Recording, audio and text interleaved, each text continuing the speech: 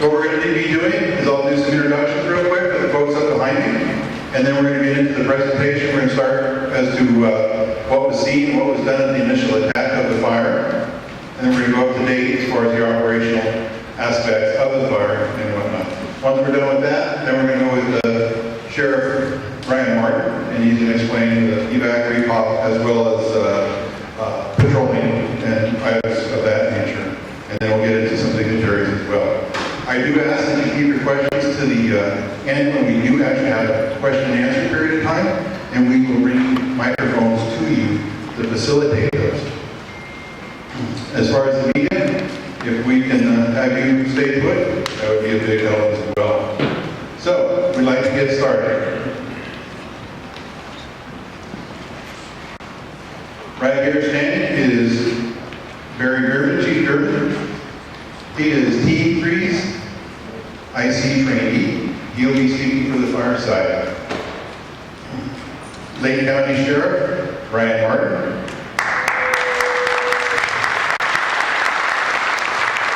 CHP is represented by, where'd Hector go? There you are, Hector Russ. Board Supervisor, Lake County, Jim Comstock. Board Supervisor, Lake County, Bob Brown. And evidently, Board Supervisor Jim Steele also snuck in there. They made him sit up there with him. So. And Senator McGuire is gracious enough to be very considerable of the questions. We have the OES representative, Jody Trevicero. We have Carol Hutchinson who is now promoted to the EOC director. We have from BLM, Jeff Hummel. We have Red Cross with Cynthia Shaw over there. Salvation, Kevin Hansen. The propane industry is represented by John Garcia. Lake Animal Control, Bill Davison, did you make it? Not here yet. And PG&E, Robert Cup, as well as Tony Kruger.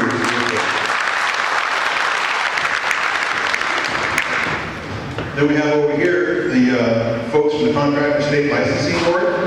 They'll answer those questions that were asked at the last one. And the California Department of Insurance is also represented.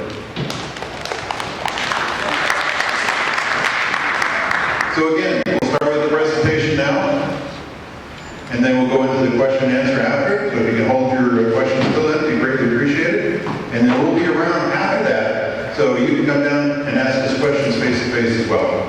Thank you. So we're going to start with IC trainee, Team 3 from CAL FIRE, Chief Barry Gervin. Thank you. Good afternoon. So a week ago, last Saturday, 1:30 in the afternoon, the fire originated, as we know now, as the Valley Fire. And we've had some fire history here, unfortunately, in Lake County, and in this unit, Snow Lake Napa unit, which is where I also work, I'm also local, with some other large fires. So we were aware of the fires that did start here. We had some other smaller fires that we were able to pick up, like the Peterson fire not too long before that. We were well aware that the potential here is going to exist for large fires until the rain's done. Well, when this fire was dispatched, it was quickly, with the smoke scene and the first resources coming on scene up in the Cobb area, this fire was a real fire, because sometimes they end up not being much, but this was. And quickly upon dispatch of the fire, units started to arrive at the scene, we started calling for more resources right away. Because we knew every fire up here has the potential this year. As in most years this year, a little worse obviously because of 4 years of drought and what the fires have done. So when the units got at scene, we started to see a fire that was starting to develop. The responding battalion chief, one of your local members that live up in the area, Chief Greg Bertelli, was the incident commander initially, and he immediately augmented that dispatch and started calling in for more resources because we knew that the potential always exists. Well, this fire quickly got established, and within the first short time period, we ended up having one of our helicopter crews come into the scene out of Boggs Mountain, which I'm sure you've all seen flying over many times. And we started to fight fire like we usually do, very aggressively, and providing for that safety. Well, quickly, this fire went from being 10 to 20 acres to become a very dangerous rate of spread. And it eventually, early on, trapped our box helitack crew, part of them, as you heard, and four members of that team were cut off. They were in a fight for their life right away, and kind of changed the whole dynamics of the fire. Because when that happened, everything blew up. It ran in all different directions. So quickly, we had 4 of our helitack members that were burned over. They have serious burns, and it became a process of trying to get them out and start getting all of you out that are in the fire's way. This became one that quickly, within the first hour, was several hundred acres, and was running from the top of Cop down towards Middletown. So it became a life-threatening evacuation process. It went from where we didn't have enough resources to try to contain and control this fire the way it was exploding. It was everything we could do to start saving lives. And that first day and night was a massive process of trying to keep people safe and alive, and working with local law enforcement agencies in Lake County, North Fish and Game, the CHP, and all the fire agencies that were requested to come in here. It was a massive evacuation of trying to keep people safe. And that first night was all that went on. As you know, the winds were very erratic that night, and continued to push hard and push it down to the southeast, down Highway 175, into Middletown, through Hidden Valley, and continuing out to the east. And it takes a while to get those resources in here. And as this fire quickly developed, we now have people trapped everywhere, people calling 911 that they can't get out, trying to get those resources into those homes, those driveways, those streets, to tell everyone to get out. That was the priority that entire first night. And that continued through the night. Within the first several hours, it was 1,000 acres. And I remember going down to the hospital where I was going to meet some of the burned firefighters who were being taken to UC Davis. We're still, today, all 4 of them remain, unfortunately. I remember here it was 10,000 acres. And that's pretty fast, considering how fast some of the other fires, the large fires we have here grew. This one was already 10,000 acres in the early evening. And then by the middle of that night, I remember hearing it was 40,000 acres. Completely unprecedented. Not the Rocky, not the Jerusalem, not any of those fires that grew like that. And what made this more difficult was the fact that it was going through communities, many of which you live in. And so that first night, it was a battle just to save life and property, get people out of harm's way. And we couldn't even try to contain the fire at that point. You have that much fire everywhere. You have thousands of people in the path of the fire. Unfortunately, not everyone got out. And we're very, very sad and sorry to hear that. Shortly after that, the next day, as reinforcements came in, we started to get everyone back into this incident, into the fire area, start to gain control, and really just regroup. We know that we had gotten life safety for the most part taken care of, got everyone out, started securing areas, started trying to work on controlling this thing. And that's where we stand today. Today we stand a week later at a fire that is 48% contained, 74,500 acres. The last 3 days there's been no perimeter growth of this fire. It's staying where we want it to stay.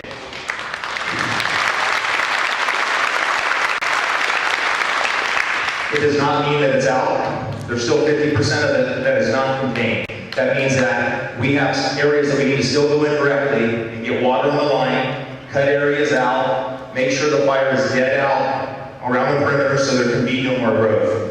The weather helped us tremendously. This fire, we thought, had the potential to get much, much larger, especially if the conditions on that first day continued. And they didn't, thank goodness. We needed a break up here, and we finally got some kind of a break in the form of rain. And what that did is it enabled us to get those resources in there directly with no more growth. And the fuel and the fire behavior was modified by that. So we started to go in there directly, started to put the lines in, and this fire sort of stayed the footprint that it was in after a couple of days. And we have a lot of work to do. There are still resources coming in. There's no one that's gone home from here in a fire engine, unless there was some sort of a mechanical issue or something, but we were not releasing people because this fire is good. We have over 4,000 people on this fire right now, doing everything we can as the top priority to get you back into your homes. For those of you that are displaced, to get in and see what may remain. And for some of you, there may not be a lot left. There's a rebuilding process that has to start, and we recognize that. We want to get you into those homes. So Working closely with everyone throughout the county, our operators that we work with on the EOCs in Lake County, the public officials, the law enforcement, to put together this plan to get you repopulated and back in so we can see where the rebuilding process starts. So as we sit now, 48%, every day you're going to see that go up and up. I look forward to when this warm weather goes away again in a couple days, and we'll continue to make good progress. But we will hold the fire currently where it is. We're confident of that. But there still may be a little bit of smoke that comes up in the air. You know, between the 4,000 people on this fire, the 23 helicopters, numerous air tankers that are here, we will hold it. And we have work to do, but we'll get it done. Thank you. Thank you, Mr. Chairman. Next, I'd like to introduce Lake County Sheriff Brian Martin.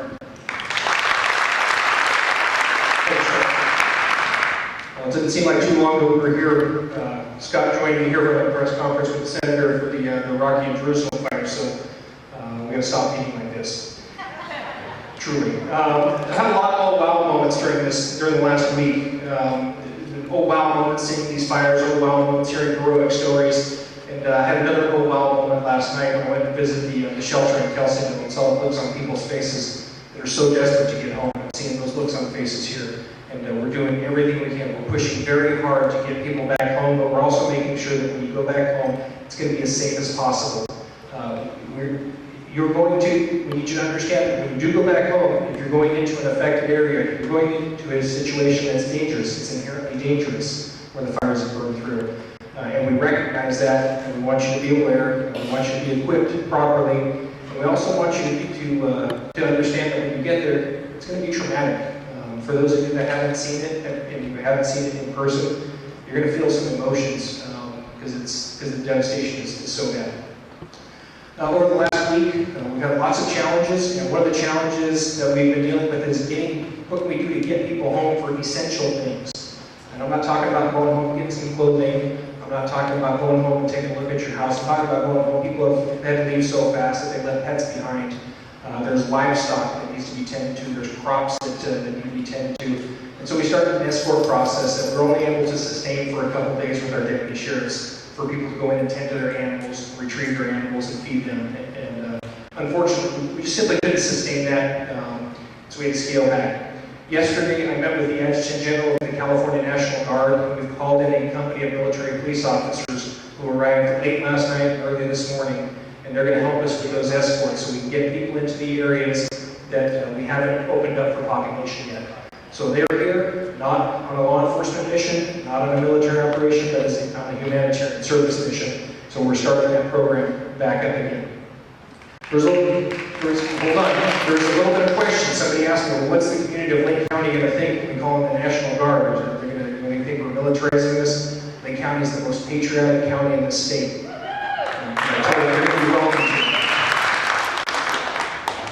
The repopulation efforts, we had a lot of meetings over the last week. We'll come to group meetings, and I know there's a lot of talk about we're planning on doing this, we're talking about doing this, but we're doing things. Things are happening, and they're not going to happen fast enough for anybody. They're not going to happen fast enough for me, and I know they're not going to happen fast enough for the people who have been displaced, but we're seeing progress. Yesterday, we were able to populate various estates. Today, we're able to start repopulating the Middletown area and the Twin Lakes and Lower Lakes areas. As things progress, people will get to go home. It needs to be a phased approach. You can't just open up the gates, and yell all the oxygen and have everybody come home and have a massive influx of people, because, like the chief said, there's 4,000 firefighters out there, and they need to be able to get around. They need to be able to move around safely.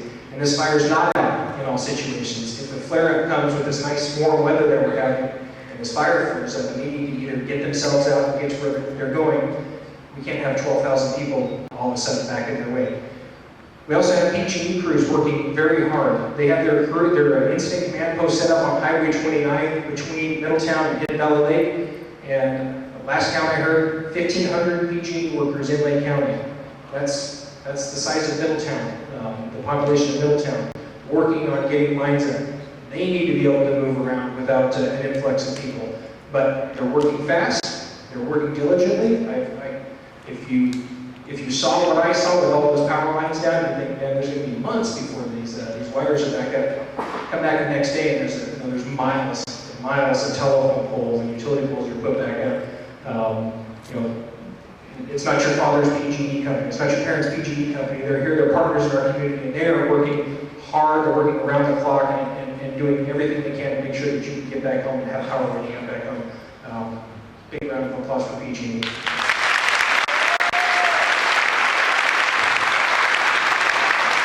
I get the question, well, why, you know, Sheriff, why can't we go home? The fire's out, the smoke's down, we're not seeing it, we're hearing it's still out there, but it's not out there everywhere, so why can't we go home? There's all kinds of hazards that are left there. There are trees that have been damaged. We got this rain that added some extra weight. There's trees that are falling. I've gone through areas. I was trapped. I went to visit, to survey the area in Anderson Springs. And the time it took me to drive halfway up Anderson Springs and turn around and come back, a tree had fallen across the road. And a large tree. And so these things are happening. I go by and look at somebody's house, and I come back by the next day, and there's a tree that's fallen down over the rubble that's left behind. We don't want people to go back in, having survived this fire, and then get killed because of something like that. There's unseen hazards, in addition to the nails sticking up, in addition to embers that may still be active, in addition to wires or propane tanks that haven't been cared for yet. There's unseen hazards. When these things burn in your house, they leave hazardous material behind. When you and your children and your neighbors go in and start moving those things around, you can expose yourself to things that it may not affect you today. It might be a couple years down the road where you find yourself stricken with some illness that is a result of exposure to these things. So we're doing everything we can to make sure it's as safe as possible. To make it completely safe would take months. By show of hands, who wants to wait months to go back home? Nobody does, and we recognize that. So we're going to make it as safe as we can. We're providing personal protective equipment at distribution points for when you do go back in, if you have to sit through the rubble. We encourage you to wear a mask, wear a dust mask, wear rubber gloves. Make sure you bag these things up and dispose of them accordingly so you don't expose yourself unnecessarily to these hazards. You don't expose your neighbors to those hazards. I'm going to put this out here. The other thing that we're dealing with, as the chief said, we've had 3 fatalities during this fire. We've had 4 firefighters injured, and we've had 1 deputy sheriff that had to be hospitalized for smoke inhalation. We've also had teams of cadaver dogs come out to help us out and search through these several missing person reports.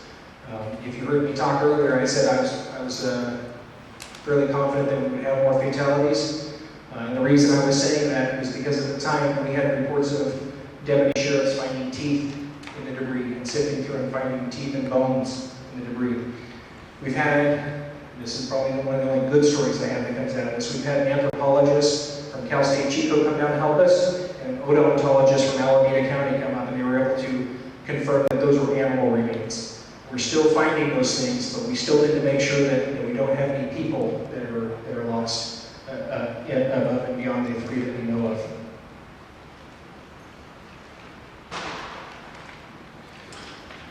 I hope you all are seeing the people that we are arresting for looting during this activity. Disgusting, unscrupulous, they should be ashamed of themselves. I'm going to do everything I can to help them be ashamed of themselves. We're finding people that are in the evacuated areas, wearing dark clothing, camouflage clothing, running around with iPads, flat screen TVs, tools, and other things that clearly don't belong to them. So we're making arrests. We have extra patrols coming in addition to the Lake County deputy sheriffs that we have on duty all the time. We have patrols coming in from our neighboring deputies, our neighboring sheriff's offices, police officers from our far away Benicia Police Department, Delgado Police Department, Petaluma Police Department, many others that are coming in to help us out. We're deploying an average of 30 to 34 extra patrols in evacuated areas. We're catching these guys. I'm going to put the picture on the internet, release them to the news, and I'm going to tell detailed stories about what they did. And if I have a chance to talk to them, I will, and encourage them and let them know, hey, this might not be a really safe place for you to be after this is all over.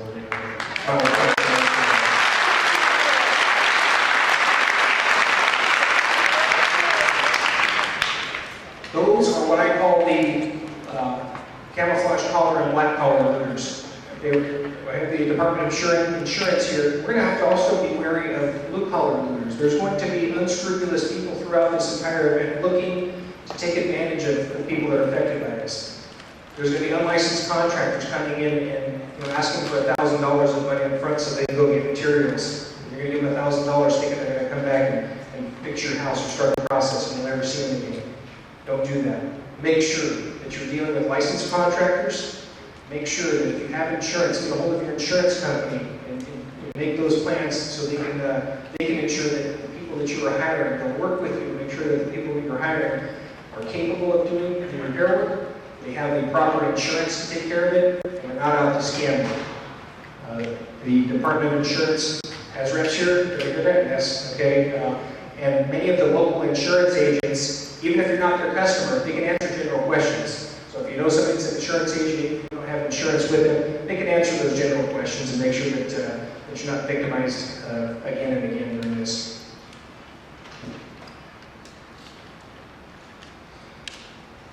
The repopulations are going to continue. As I said at the beginning, and I'll say, we're not here telling you what we're going to think about doing, what we're planning on doing. I'm here to tell you what we're doing, and the repopulations are happening. They're going to continue to happen. Please pay attention to the Facebook page. Pay attention to the media, the reliable media sources. If you hear something in a crowd, or if you hear something on Facebook, make sure you vet the information, verify the information through CAL FIRE, through the Lake County Office of Emergency Services, through the Lake County Sheriff's Office, through some reliable source. There's a lot of misinformation out there. As recently as today, we had somebody running around announcing that everybody could go home in a particular area, and that wasn't the case. So make sure you verify the information whenever you have a chance, and just know that you have thousands, literally thousands of people working to make sure that you get home safely. There's not one single key that's going to make it so you can get home. There's a lot of people working together to make sure that the fire's out, the hazards are mitigated, the roads are open, we're not going to cause accidents. If we have to respond to another emergency while this is going on, we're able to do that. And our interest is to get you home as soon as we can, and we're working really hard to that. Thank you very much for coming.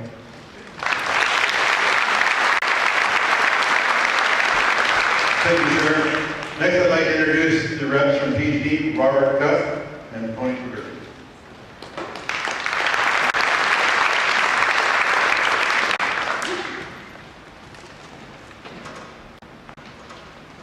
Good afternoon, everyone. How are you doing? I come bearing good news. The transmission lines are in normal configuration. We've completed all the repairs on the transmission lines that feed the Middletown substation and the surrounding areas. We're pleased to report that we were able to switch the critical customers in Middletown proper off of the generators and back onto the normal PG&E sources. We have completed 97% of the damage assessment in the fire footprint, and I'll get into those details here. We have developed a work plan that has our vegetation management crews identifying the hazard trees that need to be removed, and on their heels are the hazard tree removal crews to make those areas safe. Some numbers: we've identified 847 poles that need to be replaced. As of today, we've put 400 pieces of wood in the ground.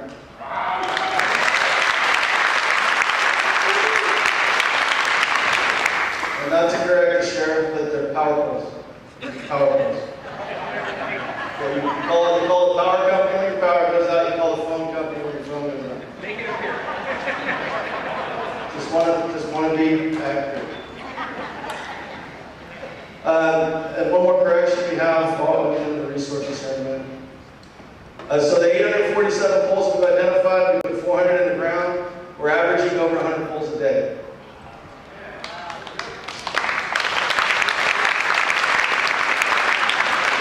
Some other assets that we've identified: 251 transformers that were identified, 129 have been replaced, 2,135 trees have been identified for removal, and we removed 1,147.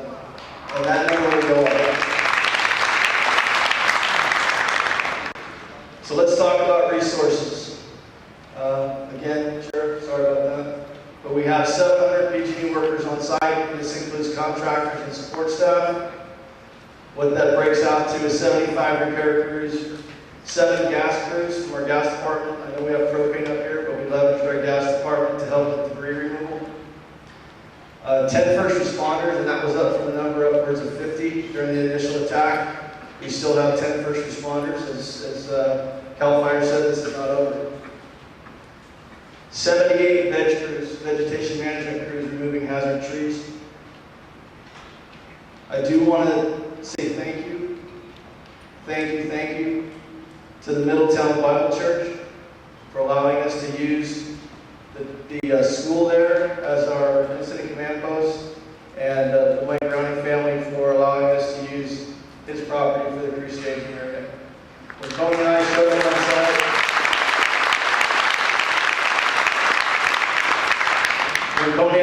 on site, and I guess we gotta back up a second.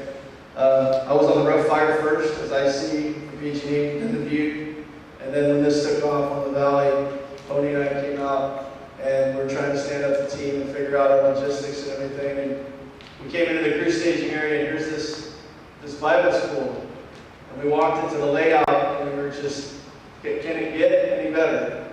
That was really a divine intervention.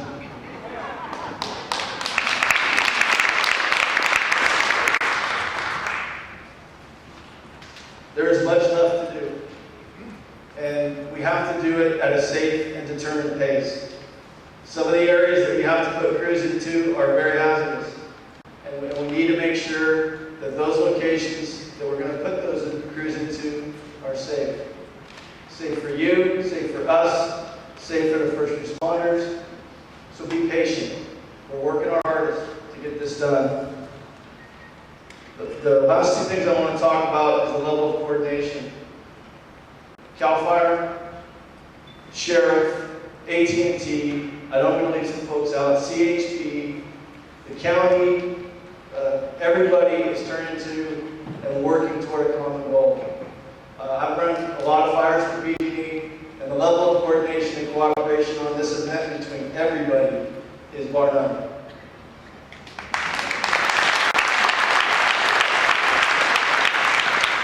What I'll leave you with is we are a big company, and we can bring a lot of assets to bear. And I don't care what it is, if there's a gap, and it doesn't matter where the gap exists, let us help.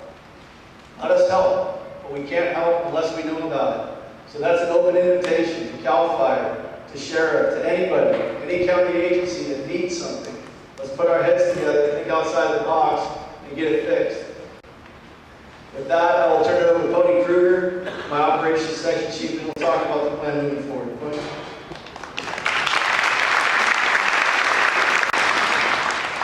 Good afternoon, everyone, and thank you. I want to talk about today's objectives and then also talk about future objectives as we move forward with this event.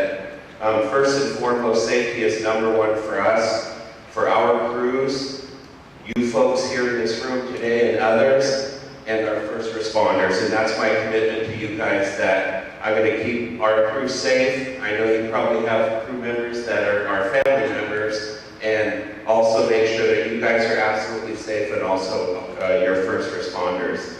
I wanted to talk about the objectives for today. Today's objectives were to provide 100% support for the repopulation of Middletown, making sure that our debris was removed, and making sure that we had make-safe crews present in the event that there was an issue that needed to be resolved. Also, we had temporary primary generation in the community of Hidden Valley Lakes, and we're prepared this afternoon to remove that temporary primary generation and bring in permanent PG&E electric facilities in there.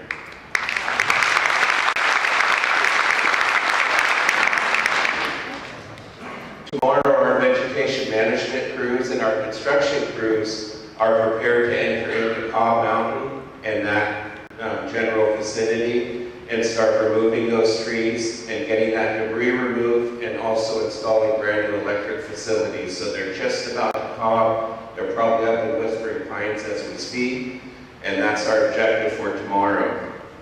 Although this event's been extremely sobering for our crews as well as you and our first responders, we're deliberate, our morale is high, we're going to go at a safe, steady pace, and we understand the importance of returning this community to normalcy, and you have our commitment. We'll do everything to that end.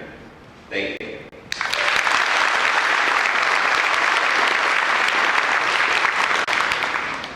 Thank you, gentlemen. Next, I'd like to introduce Red Cross, Cynthia Shaw.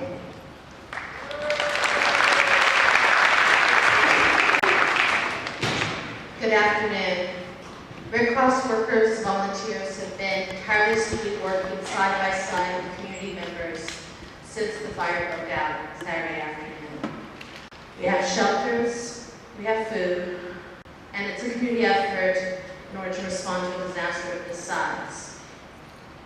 We're looking forward to working with this community on the road to recovery. We're here now. We've been here. We were here in Rocky. We have many volunteers that are from the local community and the surrounding counties. And we will be here afterwards, continuing to support this community. As the evacuations have begun to lift, our response vehicles are going out into these neighborhoods. They're bringing what we call cleanup kits, buckets, work gloves, sifters, bags, snacks, water, information, things that people need to start to rebuild. We also have nurses and mental health workers, because this is not just a physical disaster, this is a mental disaster. And so we are want to work closely to get through this with you. We also have shelters. As the roads have opened, we've moved our shelters closer now to the affected areas. So Kelsey High School shelter has moved yesterday to the Grace Church in Kelseyville. We have opened up a shelter at the Twin Pine Casino today. We have also worked with county officials to be helping with our partners at Salvation Army to support the Clear Lake Senior Center. And we are continuing to run the Napa Fairgrounds in Calistoga. And we will work with you, with our partners, to help those who need housing, need long-term housing, find solutions. Finally, we are opening what we call assistance centers. The counties open, and I'm sure they will speak to the local assistance center that they're open today, which the Red Cross has a table out with information. Tomorrow we are also opening a Red Cross Service Center. This is where people that are directly affected by the fire can sit down for a long interview with a Red Cross caseworker. And what you do in this interview is really talk about what your needs are, what has happened, and start a plan. Recovery is not something that happens in an instant. Even though a fire like this snuffed out many things in an instant, the road to recovery is going to take months and for many years. And the Red Cross is committed to being there and to helping you find the resources. We can't do it by ourselves. We're not going to have all the answers. This is a community solution and a community recovery process. So we ask for your patience with each other, with all the organizations working hard to help, and with us as we figure out what recovery looks like for this community. Finally, just a word about our shelters. Even if you're not staying at our shelter, you can come by for food, supplies. We will have supplies and cleanup kits at our shelters. You can come by and talk to a nurse about replacing medicines or basic health needs. You can come by and talk to one of our disaster mental health specialists about what's going on. Whether or not you stay in our shelter, they are resources for this community. Finally, we have a number that if you're looking for resources and can't get to our shelter, you can call 855-224-2490. Thank you. Thank you, Cynthia. She'll be here when we're all done, so you can get that number again if you didn't get a chance to copy it down. Next, I'd like to introduce the Board of Supervisor, Jim Comstock.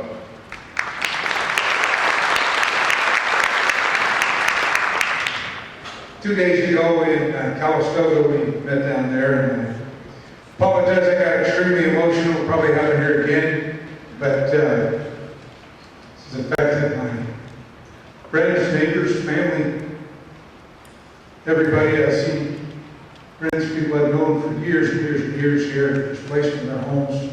Some of them don't have homes to get back to. Those that do, we want to get you back there as soon as possible, as Brian had said. He's doing everything he can to get you back there as soon as we can. This the community of Cobb is absolutely devastated. A lot of it doesn't exist anymore. Anderson Springs basically does not exist anymore. The area between Middletown and Anderson Springs pretty much doesn't exist. My daughter's house was in there. We got our daughter and our grandchildren out. Our son-in-law's CAL FIRE.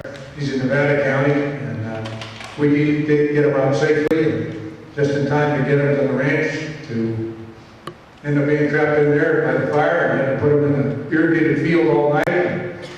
I'm old and ornery and won't leave, and fought the fire. I saved my barn and house. And I don't know how we're still there, but we are. But some of you aren't. And it's our job to help you and get you back. In my family alone, we lost 8 homes.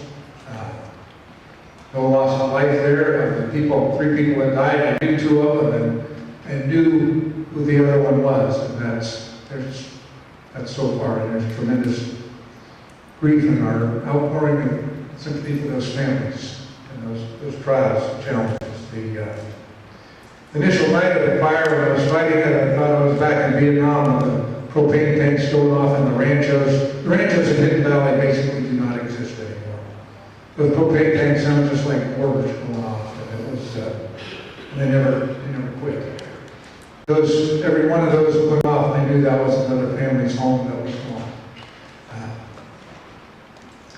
And as Brian said, we want to get you back home as soon as possible and as safely as possible. That's only going to be the beginning of what we're going to be doing. At the county level, I'm not going to go into all of the things we're going to do. That will take forever. But we're going to be expediting the process to try to get rebuilding done and get moving with that. This is an unprecedented disaster for all of us. The effects are going to be very, very, very long range. We don't even know the total effects of them yet. I don't think we have a clue exactly how big and broad it's going to be. We do have people that are in areas that there seems to be no damage and no challenges, and we want to get you back there as soon as possible. That's happened. Twin Lakes yesterday, Middletown today, and the others will be announced. I don't know if they're going to be announced here, but they'll be coming out on the website. Big County News, the local radio stations will have those as they come about.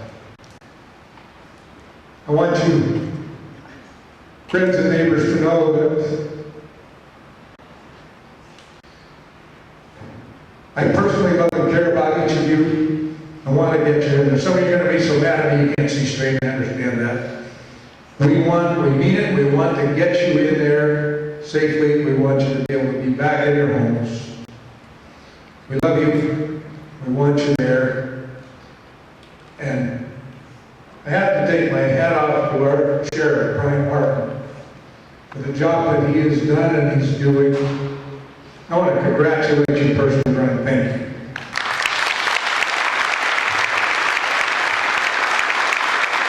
On the CHP guys, as I was coming from an emergency meeting yesterday, coming to checkpoints, they do those checkpoints really well. I pulled up to the one just going out of Lower Lane, and as I come through going to Lakeport, they assured me I'd get through. Wasn't the same guys. Now here we go again. It happened to be this real tall young man that I've known since he was born. His name is Matt Norton. He did look at my ID to see if I was who I said I was. Because I looked like this. I actually used it kind of like this, maybe a little cleaner. But he was able to get me through to get back into the Middletown area. The PG&E, I cannot thank you enough. On my road alone, I think, how many poles? 800 and some odd poles now? I think 100 of them are on Range Road alone. And they've got just about every one of those back in. They are amazing what they do. I have to tell, when I was very young, my grandfather told me that his father, when they did rural electrification, that was the very early 1900s, they called PG&E Procrastin Grafton Extortion. I would have to say that is absolutely not true with the PG&E that we have here. I cannot thank them enough. You know, I don't like my PG&E bill any better than the rest of you, but you know, I'm going to keep paying it gladly because of the work that I'm seeing they're doing. One of the local PG&E guys lives on my road. His name's Cody Smith. Known him his entire life. He lost his home. His pregnant wife, 9.5 months pregnant, was out in the horse arena. And he was able to get in and get her out of the fire. And he's still setting poles. He's working. He's just still working. That's the kind of dedication of people we have in Lake County. Lake County people are tough. We survived a lot of things. I'm not too sure we've survived any quite as tough as this one, but we will survive it together. We're all in it together. We do love you. We're here for you. You're going to be mad at us somewhere along the line, we know that, but we're trying to work with you and for you, and just stay with us. We're going to get it done. Thank you.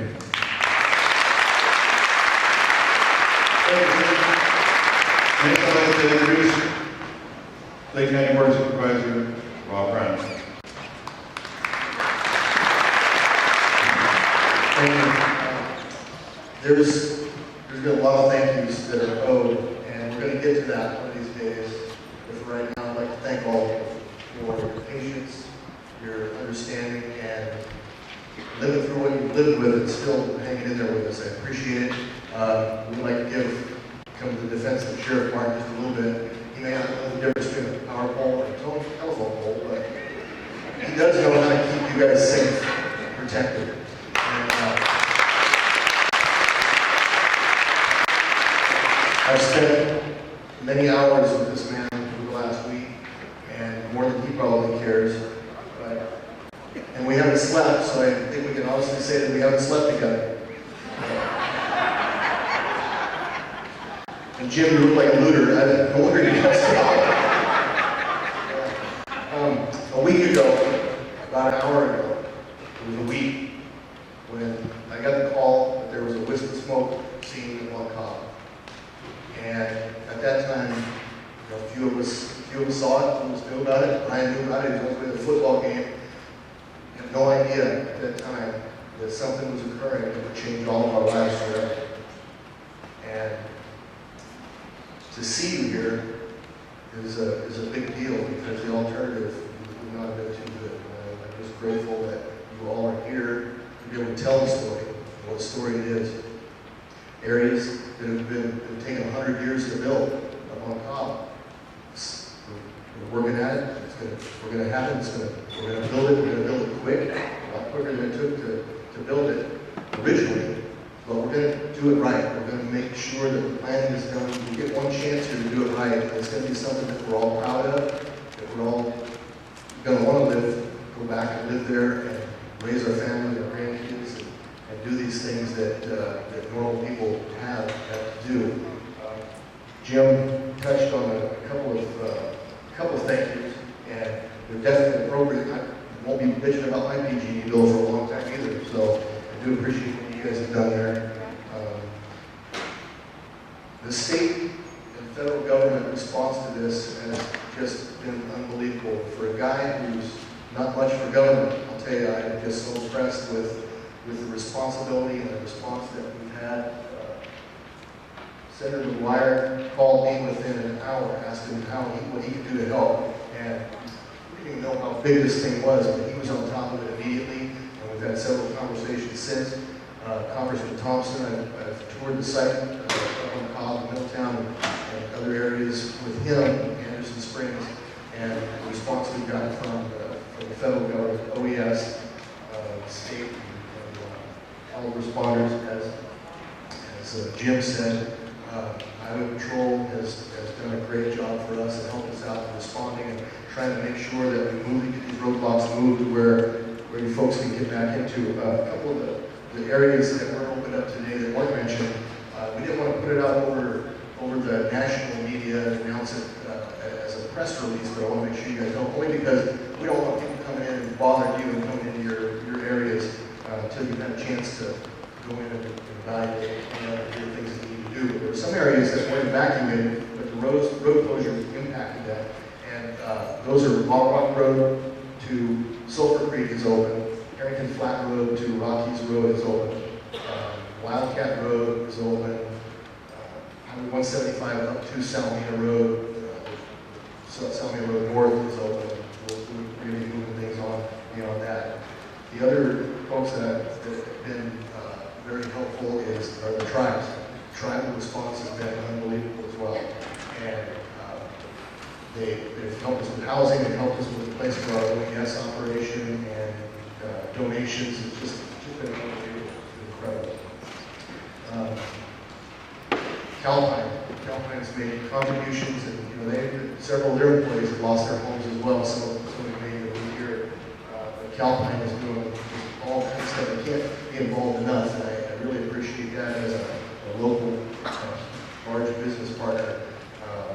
Tomorrow they're taking, if there are any kids here that are interested to see me later, but tomorrow they're taking a busload of kids that have been displaced and their parents down to Santa Rosa, charter bus, down to Santa Rosa to go ice skating, for pizza, just something as a distraction. So it's really nice of them to think of those kind of things.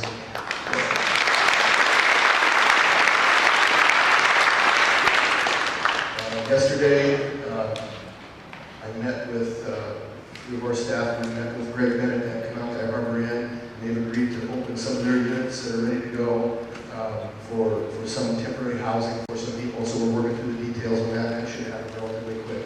So Canal Harbor, they've been closed for all these years. Now they're opening up for you to have a place to stay, kind of keep back to normal life out of the tent, out of a pot. So big thanks to them. I'm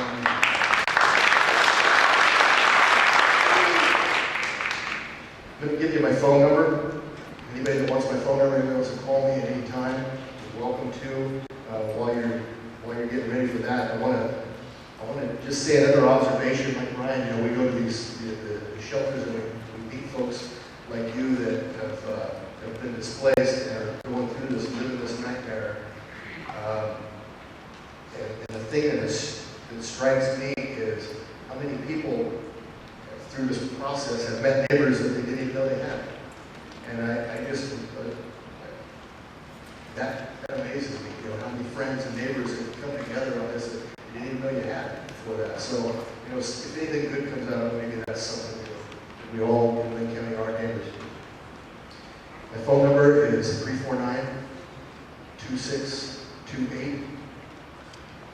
And you can call me anytime. If I don't have the answer to the question, which is likely, but I do know somebody that does know the answer, so I'll get that for you one way or the other. And anytime at all. Like Jim said, we're not just your supervisors, you're not just our constituents, you're our friends and our family, and we love you guys. I have family members who were displaced by this, and I tell you, I think the world of all of you, and we're here for you, and I'm glad we've got Middletown open, get Hidden Valley open, start working away up here, and for Cobb, we'll get Cobb rebuilt. Cobb's been devastated, but like I've been telling people all day, in Cobb we trust. Thank you.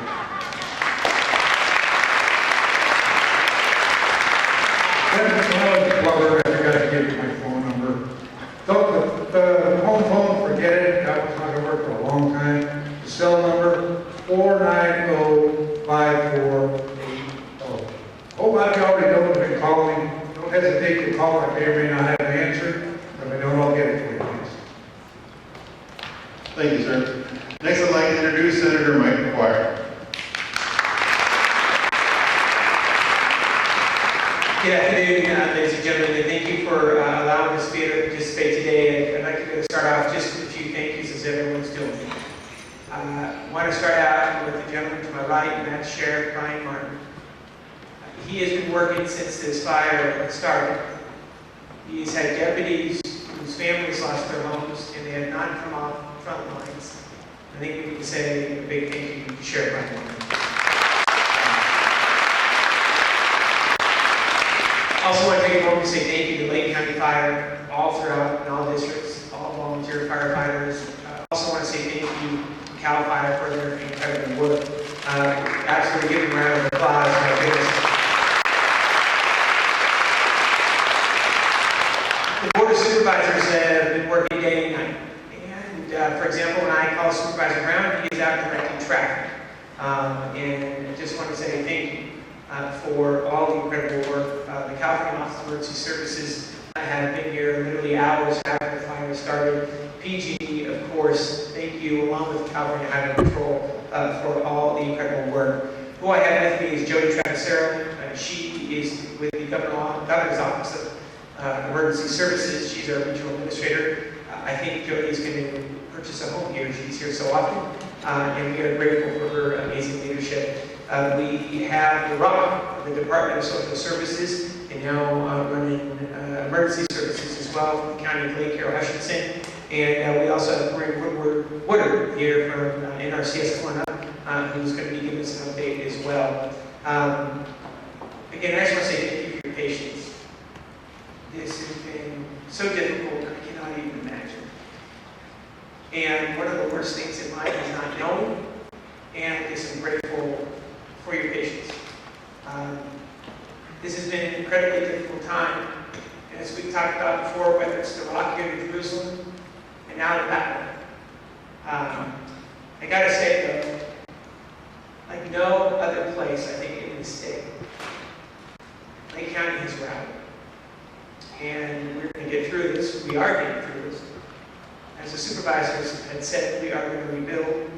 And our number one priority right now is to get people back into their home. But it has to be safe. I know that has been a frustration. That said, we're making significant progress. We have over 4,000 firefighters from across the state here in our county right now. Countless stories of communities throughout California who would brown out their fire station, close their fire station if they could, and they did, to send engines into Lake County because this has been such a priority. It's the top priority for the state of California. Since the beginning, I've been in constant contact with the Office of Emergency Services. We've had the director of the Office of Emergency Services since this fire started in Lake County 3 times. He is the one that makes all recommendations directly to Governor Brown. We've also had the director of CAL FIRE in the county 3 times. This is a top priority. And we are continuing to flood the county with resources. I'd like to be able to go through that. From the very first night, we mobilized. The Office of Emergency Services has been working with the county of Lake to take the lead on repopulation. And they are moving resources into this county at a record clip. We had a great victory last night. The wastewater treatment plant in Middletown was hit by fire. And to be able to repopulate, we had to make sure the wastewater treatment plant was running. And we had engineers from across the state come into Lake County. And I just want to say thank you to all involved, the County of Lake, the Office of Emergency Services, who responded to be able to get the wastewater treatment plant up and running. And that is one of the major reasons why you're able to see repopulation today in Middletown. And of course, also the hard work of PG&E. PG&E has been tremendous, and I just want to say thank you for your incredible work, and in particular under challenging circumstances. And there are 400 hotel rooms in the county of Lake. Only 400. And the Office of Emergency Services has put the call out that as individuals are coming back into the county, and if they lost their home in Middletown, we need to be able to move families out of the shelter and into a temporary shelter like a hotel room. And I want to say thank you to CAL FIRE, and I want to say thank you to PG&E. CAL FIRE firefighters are now exiting all hotel rooms. PG&E are now exiting all hotel rooms. And now we are opening up hotel rooms for those that have been displaced by the Valley Fire. And just, we've also established a new base camp where emergency responders will be staying. And we also have rooms open at Twin Pines Casino as well. And I just want to say thank you to the Office of Emergency Services and to CAL FIRE as well as PG&E. The local assistance center is now open at the Middletown Senior Center. It is your one-stop shop for all resources. Mental health, if you lost your driver's license, DMV is there.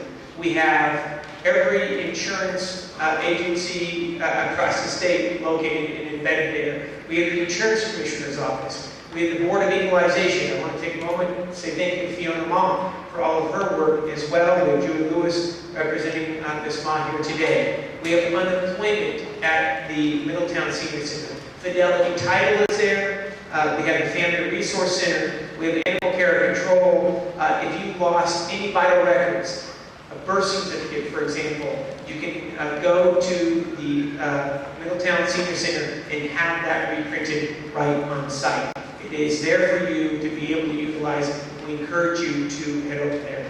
Caltrans has been working day and night. We have to get all state highways open. The 120 National Guard, they worked overnight to be able to get the new base camp established.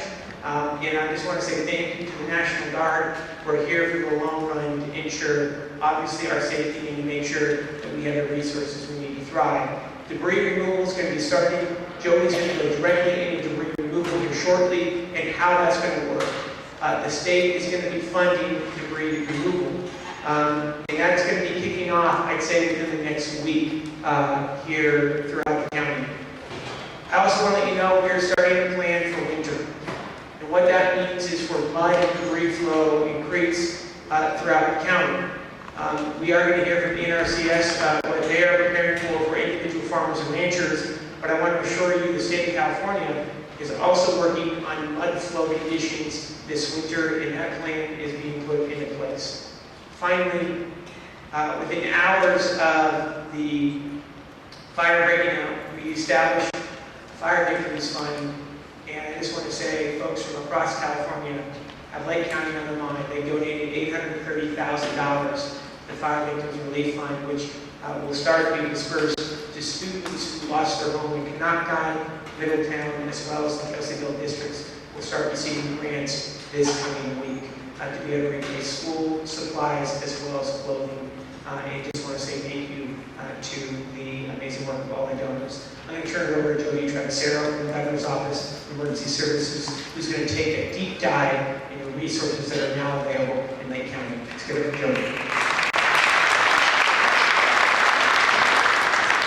Good afternoon, and again, I want to thank you for your patience. You all have such incredible stories about how you were able to evacuate and end up in the various shelters across the region. As we were walking around on the very first day to understand what any unmet needs existed out there, we had a common message, and that was, we just want to go home. We just want to go home. And what's the status of our house? So, in light of that, your county government was immediately responsive and saying, we need to get people home. So we launched an 5-year to make sure we have power, water, and wastewater in place, and that we make sure we keep fires out. And all in coordination in understanding how we can repopulate these areas in a safe and secure way. So again, I want to thank all the coordinating agencies and the integration and synchronization of all these agencies and their missions can be very difficult at times. But somehow we've been able to come together and make sure that you can have safe access to key areas of your homes. So as Middletown is being repopulated now, Twin Lakes opened at noon, exactly when the repopulation began. So Twin Lakes Lodge is an ARC shelter, and they have over 200 beds. And our top priority is to make sure everybody has a roof over their head this evening. So as people are exiting maybe Calistoga or Ukiah or anywhere around the community, our number one priority is to make sure people have a roof over their head. So this Twin Pines, is it Twin Pines? I apologize, that was the other repopulated area. I'm so sorry. I give my apologies. So it's Twin Pines Lodge in Middletown, sorry about that. And again, so at the ARC shelter, we hope that everybody will check in and, of course, always have food, medications, and any mental health services. And again, we opened the local assistance center, the Middletown Senior Center. We also have opened supplies that you might need when you repopulate. The 2 points of distributions are the Middletown Fire Station, Station 60, am I saying that right, Sheriff? Okay. Station 60 in Middletown, and we also have a point of distribution center at Calvin Visitor Center. So what we had is about 50,000 gloves and masks donated from Home Depot, in addition we have water, and we have just various items that you might need to repopulate your homes. I'm going to ask you to please adhere to the messages from your law enforcement agencies about safety and your public health officer, Dr. Tate, who has also provided educational materials at those points of distributions and each of the checkpoints as you enter back into the areas. As we know, some homes are destroyed and some are damaged, and I know the top priority is to get going in recovery. So there have been immediate deployments of debris boxes, for instance. I'm going to read specifically a press release that just came out from the Lake County News. It says here that 20 dumpsters will be strategically placed in the repopulated neighborhoods for the disposal of food items. Dumpsters will be attended by volunteers to ensure that only appropriate items are disposed in the dumpsters. Toxic substances and household waste, such as paint and home hazardous products, will not be accepted. So again, I need you to adhere to the public health messages and also the sheriff's suggestions on how to be safe. It's hot out there. We provided water, and again, if you have water, wastewater, and power, we're going to immediately repopulate you in the areas. Debris removal is a complicated process. It begins with, of course, allowing you back in to make sure that you have access to, honestly, the precious items that you need to see and just assess the situation personally and privately. So once you see the damaged and destroyed homes and say you need a shelter over your head, we're asking that you go back to the Twin Lakes Lodge and check. Oh my goodness, I'm sorry. Goodness me, I'm so sorry. Twin Pines Lodge.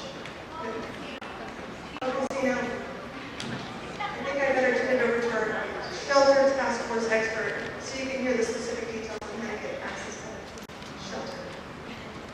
Thanks.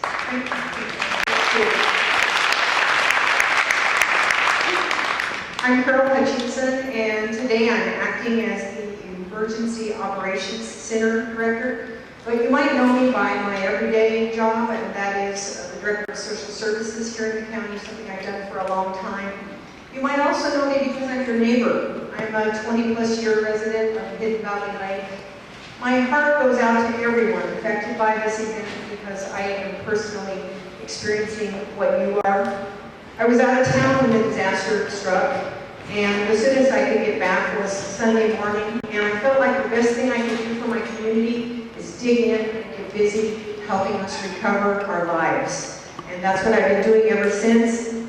I can tell you that the county has assembled an incredible emergency operations center staffed by county staff and numerous other partners from other counties, from state and federal agencies. They're working on tons of aspects of this disaster, many of which you've heard mentioned here today. One of the biggest things right now, of course, is shelter at the Twin Pines Casino, at the event center. We offer deep gratitude to the tribe for extending this to our community and, in fact, welcoming you all there. And we thank our partners with the Red Cross for helping us pull that off, and the Salvation Army. So many resources there awaiting you. We're also working on many of the longer-term, medium and longer-term aspects of housing for you all. You heard it mentioned at Conocti Harbor Resort and Spas, extending rooms, but we have many other things in store. We're going to be looking at ways to make it possible for you to live in RVs or mobiles on your property while you rebuild. There are some hurdles to get over to make sure it's safe to do that, but we're committed to try to work through some of those things for you with our partners at Community Development. Also, I haven't heard it mentioned today that there are going to be pods. In fact, there are pods now in the Middletown area. There are 2 of them, and at these pods there are all kinds of materials, information, water, and safety gear as you enter the burned out areas. And those pods are located at the Calpine Visitor Center and also at the Highway 175 fire station. Other things that the Emergency Operations Center is working on is volunteers. Already, they've assembled a core of 275 volunteers who are being deployed to do all sorts of things to help rebuild our community. As we all are probably hearing, my community, our community of Hidden Valley Lake, although it's been hit hard, it has not been hit hard as some areas. And so I want to challenge you, as my neighbors there, as those of us who have not lost our homes, as we get back in there and restore our homes and our lives, I would encourage you then, once you've dealt with the initial aspects, to step up, become a volunteer, help the rest of our community rebuild. The Emergency Operations Center is also working on donations. There's just been an incredible outpouring of goods coming into our community to help all of us. And all of that is being corralled and organized, and we envision that that there will be centers where you can get whatever you need through just the multitude of in-kind donations that have come in. And last but not least, the Emergency Operations Center is doing its best to keep up with all of the information you need, and I would encourage you to keep a close look on the Lake County OES Facebook page. Thank you. I'd like to add that there's been so much of the in-kind donations that we have a team of people that are actually going up and gathering all the different in-kind donations. They're going to bring it back to the community, sort everything, and make it again available to the community who wish to have access to those donations. We do have an 800 number for people with disabilities if they require any assistance. I'm going to give a number out right now. It's 1-800-325-9604. That's 1-800-325-9604. That's for assistance with people with disabilities. We also, of course, have animal control down at the local assistance center. As many of you need to find out how you can repopulate with animals if your homes are destroyed or damaged. So they will be able to assist you with animal shelter. We've been asked to remind people not to leave their pets in vehicles. And again, we are here to help you. Our number one priority. This community is our number one priority. So thank you for your patience. I'm Julie Ritter. I'm with the Department of Agriculture's Natural Resources Conservation Service. And I want to talk just a little bit about impacts to agricultural operations and how we're going to try and help those. The fires impacted a lot of different ag operations, a lot of livestock, orchards, business. We cannot hear you. Sorry. There's been a lot of impacts to our agricultural operations, and just wanted to let you know that the Natural Resources Conservation Service and the Farm Service Agency will be looking at how we can work together to make sure that those operations are able to get back up and running. There's a loss of a lot of fencing, livestock watering systems, erosion control issues on those areas, and we'll be looking at how we can get those people assistance and get those things going. As people move back into the Cobb area and the Timberland, we will address issues up there as we can. I haven't been up there, so I don't know what that area is like, but we know that those will have things that we will need to address. We have resources for homeowners, information on reseeding, erosion control, tree mortality, things like that you can get from our office in Lakeport.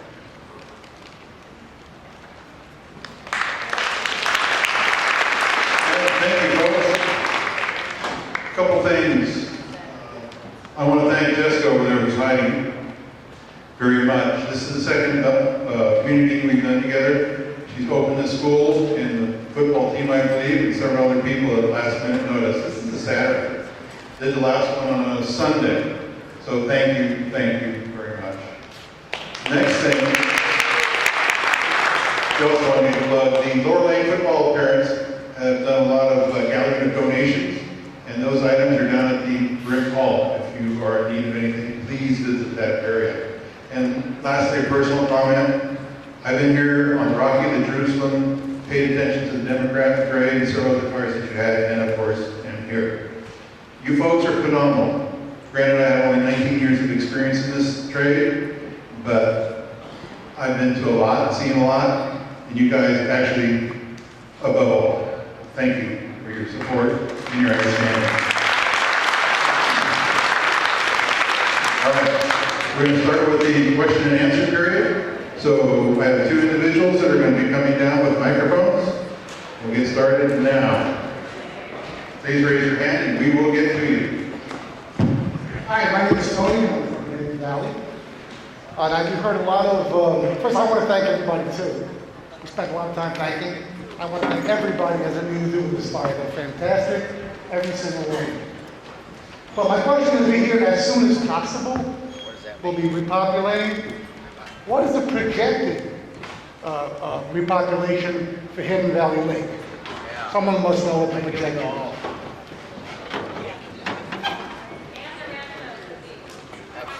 I could wave a magic wand and have it go right now. Have it go instantly. But as we talked about, we need to make sure it's safe. What I will tell you is that we're shooting for tomorrow. I want to have everybody home tomorrow.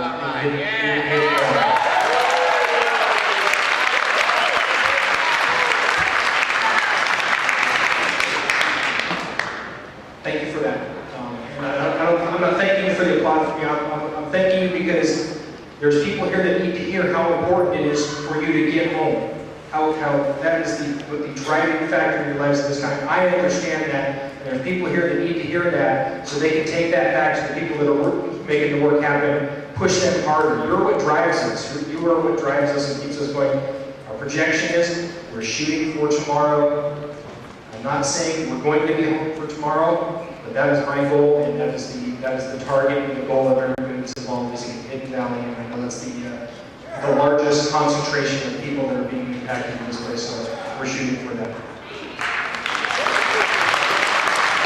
So here's what we're playing. On the back wall, we have various addresses, if you will. Email address, fire.ca.gov. A form of information you can log on to get this information. Twitter, @CalFire_fire, as well as a Facebook account. A lot of different avenues, and we do send out press releases to the media. Next question. Good afternoon. This one is for Sheriff Martin. My name is Matt Nelson. I'm with the Moose Lodge 2284. Thank you. I'm sorry we haven't officially met yet. I spent some time out there, not as much as you, but I kind of. First of all, to you and your deputies, folks, come on, big round of applause. Thank you guys. Seriously.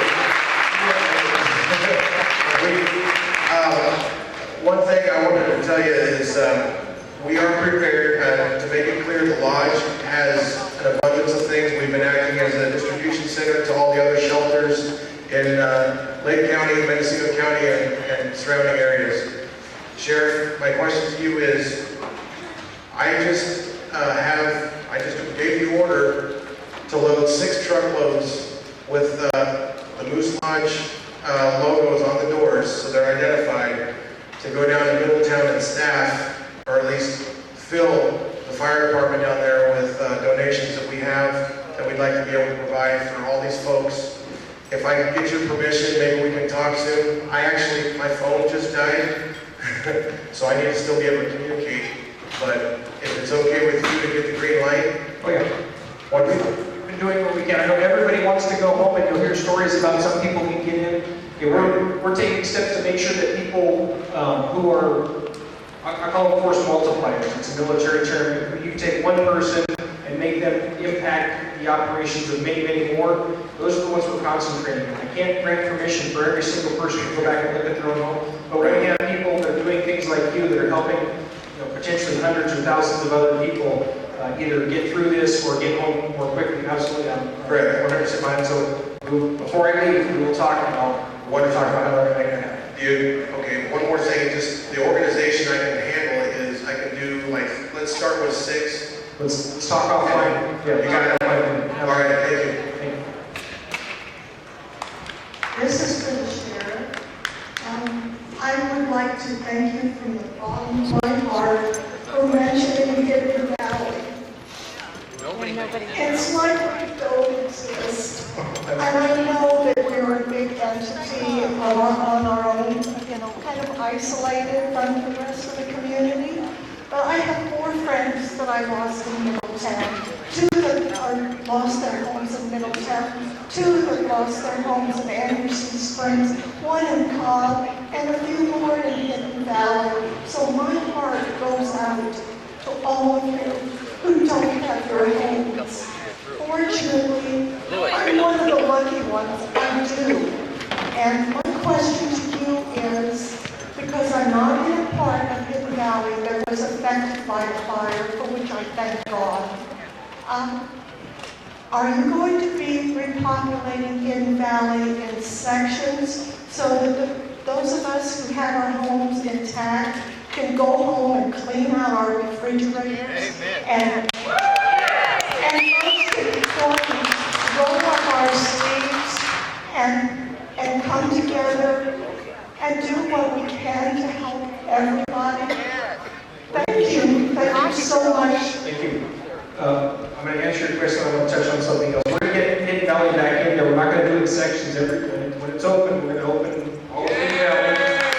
But there are going to be some sections in Hidden Valley that are closed off. And when you get there, you're going to see why. And that's what brings me to my next point. In California, in many counties, the sheriff is also the coroner. In Lake County, that's the case. I'm a coroner, not a doctor, don't know anything about it. It's mostly a ministerial service. But we deal with, when you call the coroner, you get a deputy sheriff. And I've been that deputy sheriff that's gone out there and dealt with grief and tragedy. And this is a very tragic situation that we're all faced with. I'm not an expert on the response to grief, but I've seen it enough times. I've experienced it personally. You're going to feel all kinds of emotions when you go out. You're going to feel denial. You're going to feel anger. You're going to feel, you're going to go through a bargaining period. And these are all normal things. I look out in the crowd and I see people wiping tears away. It's okay to cry. Don't feel that you're weak for crying. It's okay. I've done my share of crying during this event, and I know there's some other very strong men up here that have done the same. And those are okay.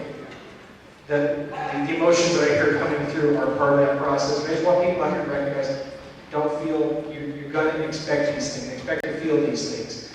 Even if you don't lose a home, you're going to feel the compassion for your neighbors. And so just be ready for those things. We feel it too as first responders, and we understand what you're going through. Back to your question, we're going to get you home. I want to make sure it's safe. There are going to be sections of Hidden Valley that people just can't get into because we haven't done everything we need to do. We're still conducting our searches, but it's not going to be part of Hidden Valley here. It's going to be all at once when we open it back up. Thank you. Hi, I'd just like to ask for some clarification on that because I'm a little confused. It sounded like you said you're not going to lift the evacuation by area of Hidden Valley, but then it sounded like you went back and said that you are. There are at least 2 cul-de-sacs that I know of that we're going to have to keep closed off. Okay, so just for example, we live on Green Ridge. It's off of Spruce Grove Road on the community of the Right 8. And we've actually seen a video that one of our neighbors posted online where they actually drove with a video camera throughout the entire side of our community, and there's no damage at all. Because we're talking about not damaged as opposed to being affected. You're still affected. There's still power issues. There's still water quality issues. But I received, or maybe this is directed to PG&E, another question I'd like clarification on. I received a text message from PG&E yesterday saying that power services were completely restored to our area. But then it sounded like earlier they were saying temporary power was established, not official power. I'm confused because I got a message saying that all power had been restored. Yeah, I can answer that for you. So what we did, the normal fee for the Hidden Lake area comes from Middletown Substation north along 29. And we had substantial damage there. So what we did in Hidden Valley Lake was we brought in 40-foot trailer generators and generated that system at the primary voltage, restoring that service. The repairs that we have going on right now will be completed tonight. So we'll be able to transfer the Hidden Valley Lake load from the temporary generation back onto the PG source. If that makes sense. Okay. Thank you.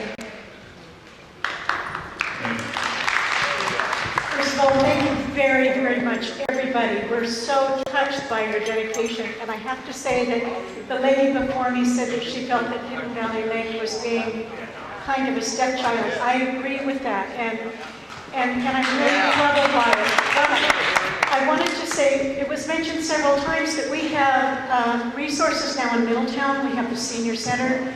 We have places that we can go to without having to go north, and yet we can't get through Highway 29. How can we use these resources? As I said earlier, there's a lot of spokes to this wheel, and the main consideration, because there's all kinds of other considerations. We had burned out cars that people didn't make it out of there, the power lines down. The main consideration is the PG&E yard that's working out of it. All those, I was wrong on the number of people. I've been married for 20 years, so I'm used to being wrong. But hundreds of PG&E workers coming in and out of there with their vehicles. Their safety is our concern as well. And if we clog up Highway 29 with 12,000 people that want to get back and forth, they're not going to be able to continue their efforts.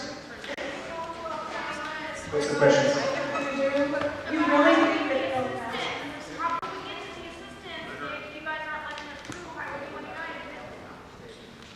The question, I believe, is the services they offer in Middletown, and only people that can get to Middletown can get there. The people from Hidden Valley are not allowed to go through those services. We have services available here as well on the 721.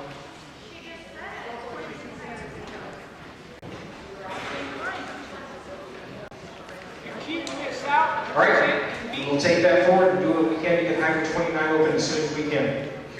And again, it means exactly what I said. We'll do it as soon as we can. We cannot do it until it's safe to do so. Trust me, we're working to make sure. I imagine we're going to have some more conversations later this evening about making that happen. The sheriff, I think, has communicated to the state of California that he'd like a local assistance center open at Hidden Valley Lake. Is that what I meant? But when it's open, what I'm hearing is when it's open. Okay.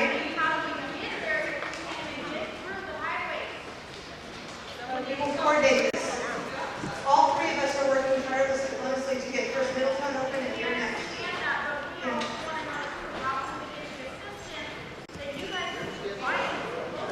Right. Yes, sir. When Hidden Valley Lake's open, Highway 29 will be there.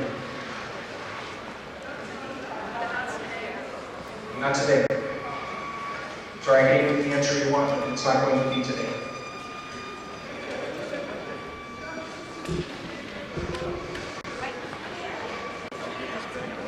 I'm Brett Martin. I live in Noble Ranch, and I have a couple of comments as well as questions. You mentioned social media for information. I'm probably the only one here who uses no social media whatsoever. What I've been hearing in the form of rumors, in most part, is about half-truths.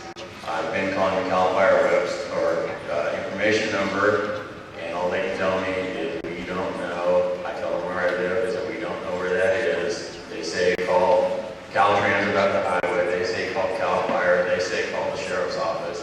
I call the sheriff's office. I get a busy signal or leave a message. I don't get a call back.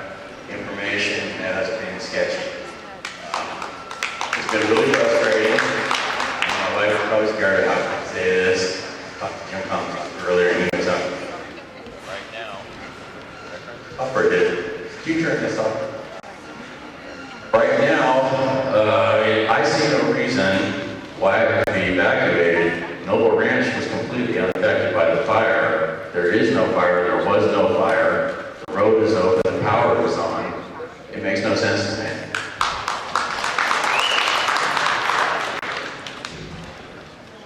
There are areas of the fire that are unaffected directly by the fire, but the fire is not contained. There still is a possibility of areas to come out. We're minimizing those threats and evaluating it truly hourly. The first process of repopulation really starts with us in the fire department to say the threat of fire, which is what I'm doing, has been mitigated. Then it gets off and spreads to the other cooperators all behind me. And and they sign off on that plan, whether it's utilities, whether it's law enforcement and roads. There's guardrails still that are in the roads that get into neighbors or neighborhoods that are still miles away from the fire. As fast as we can, we're mitigating that. There's a couple areas, especially up in the Bottom Bowman area and stuff, that has homes in front of it, some very heavy fuels that they're mopping up right now as we speak. But with the dry weather, there's always a chance that something can come out. We want to get a little more containment and control, and that's happening hourly. The sheriff mentioned about the communities that we're looking at for tomorrow and for the next day, and it starts with fire containment and control. And so that's why some of these areas, unfortunately, are a little delayed, but we're doing everything we can to make those the priorities for containment and start the process to get you back. I appreciate all you guys are doing. I don't want you to get me wrong, but when I call your information number, I have to say, I don't know where that is. We're evacuated, but we're not mentioned on your website. Your information, people don't know where we are. We're not getting at your information. And I apologize for that. Again, this is a very large fire that affects 3 counties. We have 3 EOCs going, and unfortunately, sometimes a specific road, the person on that phone cannot answer, but I can tell you right now, the chief of cleaning here right now will help you afterwards, get you the information you need, hopefully start steering you in the right direction.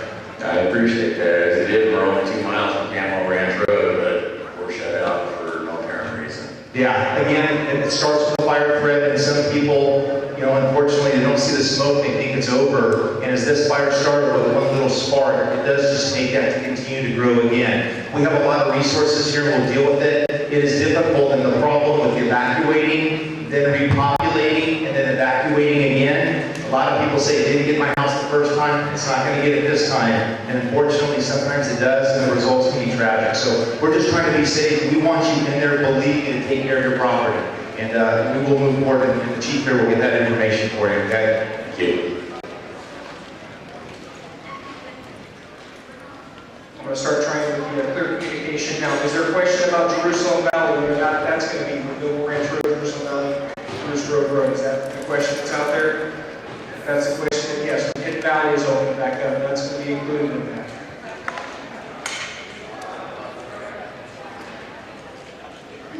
Okay. I've been here since 10 o'clock this morning, and I saw where the first group of Middletown went in, and it was really chaos at the beginning. People were getting really upset, and I don't want that to happen in Hidden Valley. And if everybody could just kind of be organized, how many cars are going to be traveling through? It's going to be 29, because Hidden Valley, we have so many residents there that I was sitting in line on last Saturday when everything was happening.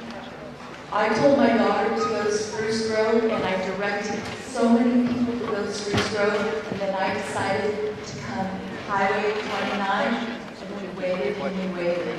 I pray that nothing happens again like this, but just so that tempers don't flare up, could we just get a little bit more organized? And are we going to have identification to get into Hidden Valley? Because those are the other things that I saw too. So there's a lot of things that kind of need a little bit more work on. And I can go over those with you. You're going to see some confusion and a little bit of chaos.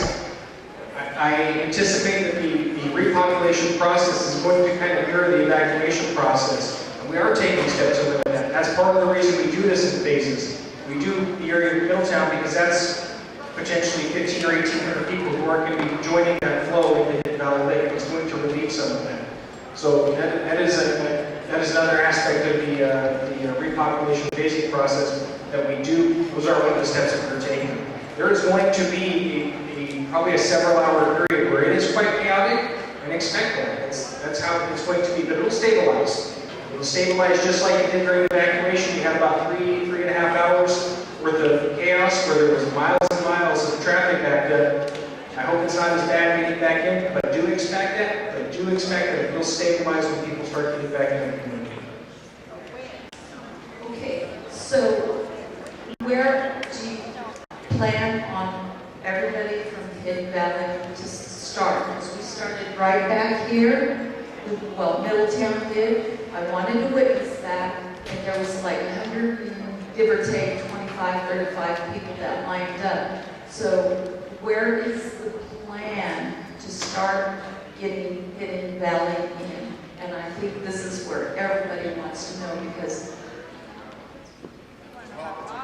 okay, so that's my question. Okay, if we can, after this is over, have everybody come up and we'll be happy to answer those questions face to face and just keep on going. PG&E has to take off, so are there any other questions for PG&E? Good to go? Yes, sir. PG&E? Yes? No? All right. Thank you. The question that I had actually relates all of the PG&E and answered that part too, but as far as your population is concerned, we're hearing a lot about Hidden Valley, and I get that there's probably an 80-20 rule here in effect where you've got most of the population in Hidden Valley area. But you've got a lot of folks here that are in Cobb and Loch Lomond that are just hearing to this point that things are bad. And and I get that. One of the things that concerns me is that can we have some kind of scale or status? In other words, we need to do X, Y, and Z. X is 30% complete, Y is 90% complete, Z is 20% complete for specific areas. So can you say Loch Lomond is at 5, 2, and 1%, and Hidden Valley is at 90 and 95 and 98%. That's something that would be helpful. Like in my line of work, I noticed that in the absence of information, people tend to make stuff up. And I'd just like to know if there's any way we could get clarity on what exactly you mean by we need to make it safe. I don't know if I can come up with some kind of formula like that that you're looking for. What I can do is give you a time frame, and if you live in the burned and affected areas of Cobb, Loch Lomond, and Obergs, right now I wouldn't expect to have anything back there within a week. At least a week. Yeah, I know. And I'm sorry, that's not the answer you want to hear, but it's the truth.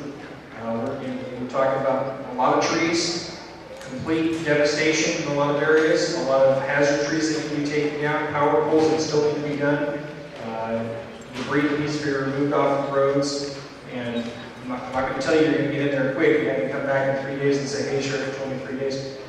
Plan on at least a week, and no sooner than a week, based on the devastation up there. What about North Cobb? You mean where? North. Where it's not burned? Harrington Flatwood area? Yes. Some of those are opened up, they're not publicized. North of Harrington Flat. You can probably get in there tonight. Come up and talk to me afterwards, point out to where you're on the map, and I'll show you where the roadblocks are. All right, we're going to go with 2 more questions, and then we'll be around to answer in person. Hi, my name is Don Mills. I live on Juneau Drive. Some of you probably share our love for the fire people. 4 fires we've been asked to vacate 3 times. And when I got home from the last fire, there were 7 trucks and about 25 people in the yard. And they stayed here all night, and they saved us. What I want to say to you is that where we live isn't on any of your maps, it isn't on any of your incident reports. And as far as all the people on the telephone are concerned, we don't exist. And there are about 50 people down in there that can't get out and get food, whatever. And I'm not complaining about that. I trust you completely. What we would like to see is Jerusalem Great Road on this, so that we know when you call a name, we'll be part of it. Because right now, no matter what we do, we can't get anybody to admit who we are or where we're from. And it's not your fault. It's just something that happened, and I understand it. So, we've been gone a week, and we're ready to go home, okay? I understand. Come see me, please. I can address that for you. Mike Wayne, Battalion Chief, Battalion Chief Mike Wayne from Middletown. Yeah, I'm District 1 Supervisor. He's talked to me about that. Everything is Jerusalem Grade Road. We are going to put together a plan to make sure that your areas are identified so we know where you are. But Jerusalem Grade Road covers from hell and back. And we want to make marketing for that, but we're going to get that so that we know where the heck you really are. That you've been lost out there, and we're going to make sure you're not lost anymore. And we're going to have you cooperate with us to get it with the South Lake Fire Protection District to get you on the map. I know you're real with us. Thank you. All right, last question. My name is Judith Mayer-Soffer. I live on Spruce Grove Road, just above the Hidden Valley. I just came up from the Bay Area and stood in line down at Cubs Lane to have my papers checked, and they let me through. And then I get to Spruce Grove Road, and they're stopping me there. Now, why is there such difficulties with your agencies corresponding and, you know, they should stop me right down there at Cubs Lane instead of having me come all the way up here. I've been in the car for 5 hours from the Bay Area. I have a cat out there I haven't seen in 10 days. So you were down at the lower section of this fire, and then they Yes. came through? Yes. You're trying to get back on Spruce Grove, and they had the roadblocks up there. Right. And the other thing is that I go to your sheriff's substation right here in Lower Lake. They're always closed. It's so disappointing. Disappointing is what it is. And then your agency sends me to the sheriffs and the highway patrol, and nothing is corresponding. Thank you, firefighters.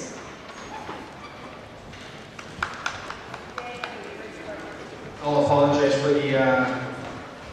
for some of the miscommunications that are happening as officially as they should. We're dealing with, as you know, many different agencies, and sometimes agencies that have different jurisdictions, different chains of command, and there are difficulties. Come see me out before I leave this meeting. And I've got a question before you run off. I was here last Wednesday, and we were turned off just like he's turning off the mic now, and said, well, you 25, you'll have to get your way to Hidden Valley on the next load. And the guy told me, dressed up in your outfit, green and brown, said to me, And we'll be happy to talk to you right now. no, I want the people to hear it, because that's why I'm here. I mean, the idea, I've been here over 40 years, so I don't need this rhetoric that this could be this and that's going to be that. Today, even coming up from Lakeport, where I'm staying at there, I'm trying to make a right turn. I went 4 miles on 29 going towards Hidden Valley. All of a sudden there's stop, you can't go, you got to turn around there. Why didn't you put somebody here at 29 and 53 so that you hadn't have to make there? These cell phones we have, as good as electricity will work, or as good as the people, or anything that you got. These things are not the kind of things when you're having a big fire and stuff of that nature. Yeah. I'm at Hidden Valley behind the fire station. I've been trying for 7 days. I came here on Sunday of last week, stayed at Ralph's thing there, grocery market over there overnight. And since then, I've been coming back and forth from Lakeport to get to my house. Now, there's two other things I'd like to bring up. One thing is that you got car service for the people. You gotta hold it. Okay, you gotta have car service for the people that have the cats and dogs, and why don't you use your bus service? You got buses for the school kids, use those buses there. You got the senior citizen buses, you could use the other ones for the people that are needing to get to their houses and stuff of that nature, which you're not doing.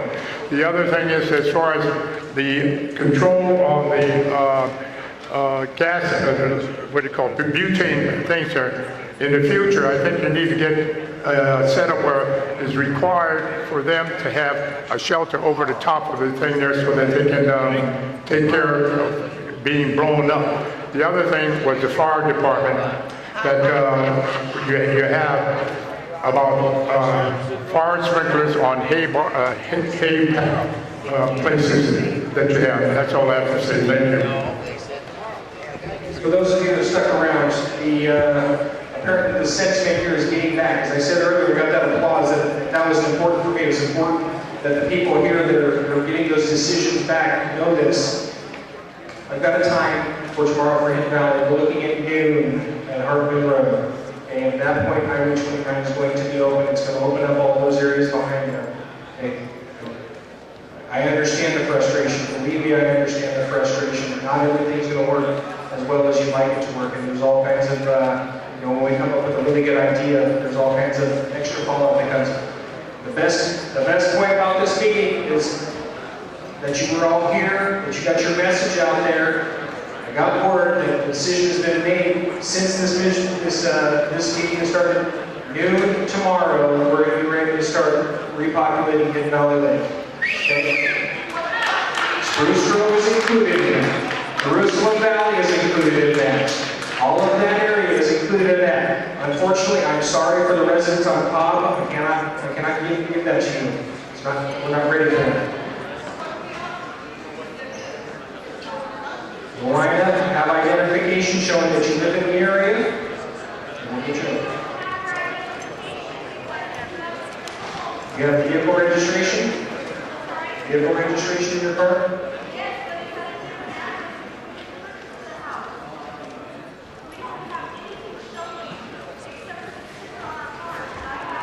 You get the barcode? Oh, yeah. Yep. Okay, so thank you for coming. Thank you for your feedback. Your voices are being heard, and as you can see,